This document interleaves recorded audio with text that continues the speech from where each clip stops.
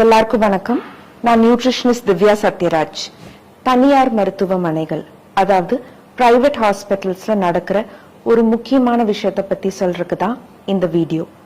இது என்னோட doctor friends கிட்ட இருந்து வந்த தகவல் தான். சில தனியார் மருத்துவமனைகள்ல அந்த மருத்துவமனைக்கு லாபம் வரணுங்கிறதுக்காக பேஷண்ட்ஸுக்கு தேவையில்லாத பிளட் டெஸ்ட், தேவையில்லாத ஸ்கேன்ஸ், தேவையில்லாத எம்ஆர்ஐ இதெல்லாம் பண்ண வைக்கிறாங்க. ஒரு பேஷண்ட் குணமானதுக்கு அப்புறமும் ஒரு 2 நாள் ஹாஸ்பிட்டல்ல அட்மிட் பண்ணதுக்கு அப்புறம் டிஸ்சார்ஜ் பண்றாங்க. பிரைவேட் ஹாஸ்பிட்டல்ஸ்க்கு போனா நோய் குணமாகுங்கிற நம்பிக்கையை விட பணம் காலி ஆகுங்கிற பயம்தான் பேஷண்ட்ஸ்க்கு அதிகமா இருக்கு. எங்க அமைப்பு மூலமா சில பேஷண்ட்ஸ்க்கு நாங்க உதவி செஞ்சாலும் எல்லா பேஷண்ட்ஸ்க்கும் உதவி செய்யறது பிராக்டிக்கலா முடியாத ஒரு விஷயம்.